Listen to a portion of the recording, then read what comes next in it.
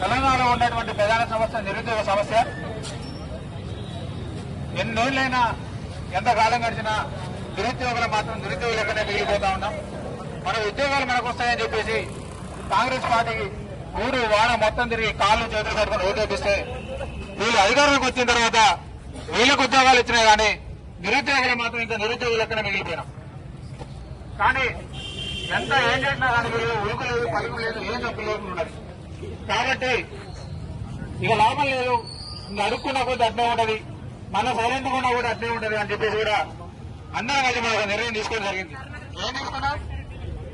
విద్యార్థి నిరుద్యోగ మహాగర్జన జూన్ 20న మన అశోక్ నగర్ గారి ఇందిరాబాద్ దగ్గర ధర్నా చౌక్ దగ్గర ఉదయం 10 గంటల నుంచి 3 గంటల వరకు ధర్నా చౌక్ వద్ద విద్యార్థి నిరుద్యోగ మహాగర్జన జరుగుతూ ఉన్నది.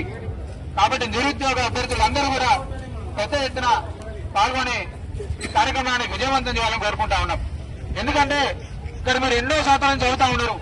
ప్రతి ఒక్క విద్యార్థి కూడా ఊళ్ళలో నుంచి గ్రామాల నుంచి వచ్చిన వాళ్ళు ఇంటి దగ్గర అప్పు చేసి కొంతమంది ఇక్కడ అభ్యర్థులు చదువుకుంటూ కూడా క్యాటరింగ్ పనికి పోతూ ఇక్కడ మన సాయిబాబా టెంపుల్లో మధ్యాహ్నం భోజనం తింటూ కడుపు కాలుతుంటే కూడా కన్నీళ్లను దింపుతుంటూ అర్ధరాత్రి కేసులు తిరుగుతుంటే ఆ బాధ భరించలేకపోవడం చాలా మంది మిత్రులు వాళ్ళకు వాళ్ళు డిప్రెషన్ గురై వాళ్ళలో వాళ్ళు మాట్లాడుకోవడం చాలా ఇబ్బంది పడే ప్రయత్నం చేస్తా ఉన్నారు.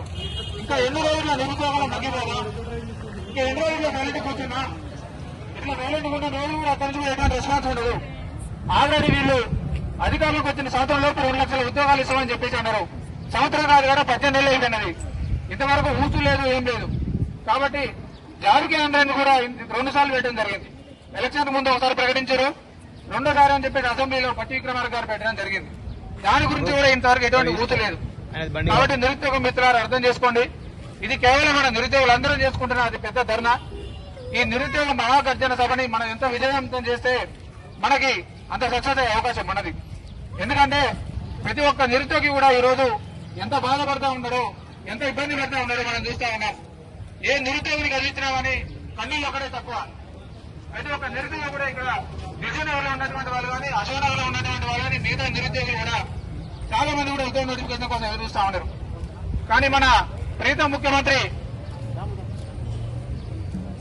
ఎవరు గుర్తురా?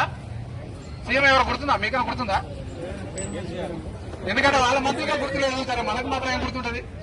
కాబట్టి మన ప్రీతం ముఖ్యమంత్రి గారు మాత్రం వేరే సభలలో మాట్లాడుతూ ఒక సభలో 50,000 ఉద్యోగాలు ఇచ్చినామని చెప్పేసి, ఇంకొక సభలో 1,00,000 ఉద్యోగాలు ఇచ్చినామని చెప్పేసి, ఇంకా 2 రోజులు పోతే 2 లక్షల ఉద్యోగాలు ఇచ్చినా టాటా బై బై కథం అంటారు.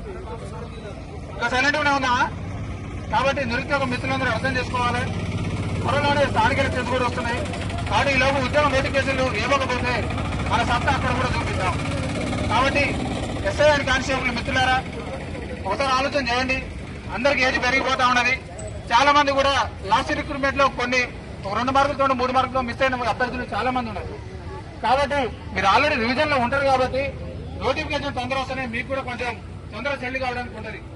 ఇక్కడ ఊర్లో ముఖం చూపించే పరిస్థితి ఉన్నది. కాబట్టి నిరుద్యోగ అభ్యర్థులారా అందరూ గుర్తుంచుకోండి, జూన్ 20న జరిగినటువంటి విద్యార్థి నిరుద్యోగ మహాగర్జనకి అందరూ హాజరుగాండి. ఇక్కడ మాకు ధర్నా జరిగే అశోక్ నగర్ లో కాబట్టి మీరు ఇక్కడ మెట్రో ఎక్కితే అక్కడే ఆర్టీ సెక్టర్ దిగుతారు. మళ్ళీ అక్కడి నుంచి ఒక 100 మీటర్లు ఉంటుంది అంతే. ఇక్కడ మీరు ఎవరు భయపడాల్సిన అవసరం లేదు. ఇంకొకటి చెప్తున్నా, ఇక్కడ ఎటువంటి తారతమ్యాలు లేవు. కొంతమంది పోలీస్ నోటిఫికేషన్ అని చెప్పేసి, కొంతమంది డిఎస్సీ అని చెప్పేసి, కొంతమంది జీపీఓ నోటిఫికేషన్ అని చెప్పేసి, కొంతమంది గ్రూప్ నోటిఫికేషన్ అని చెప్పేసి ఎటువంటి తారతమ్యాలు లేవు. మన అందరం నిరుద్యోగులే కాబట్టి అందరం కోసం చేస్తున్న ఉద్యమం కాబట్టి ఇది మీరు అందరూ పాల్గొనాలి. అందరూ పాల్గొంటేనే ప్రభుత్వం మేడలు ఉంచైనా సరే మన ఉద్యోగ నోటిఫికేషన్ మనం తెచ్చుకోవచ్చు. కాబట్టి నిరుద్యోగ మిత్రులారా మరొకసారి చెప్తా ఉన్నా, మర్చిపోకండి, జూన్ 20 తారీఖున మీరు ఎంత ఎత్తున ఎంత భారీ ఎత్తున తరలి వస్తే మనకు ఉద్యోగ నోటిఫికేషన్ అంతా తొందరగా వచ్చే అవకాశం ఉన్నది. ఒక్కసారి స్థానిక సంస్థ నోటిఫికేషన్ వచ్చిందంటే మాత్రం మళ్ళీ సంవత్సరం కాదు, సంవత్సరం అయితే 5 సంవత్సరం అయితే 10 సంవత్సరం అయితే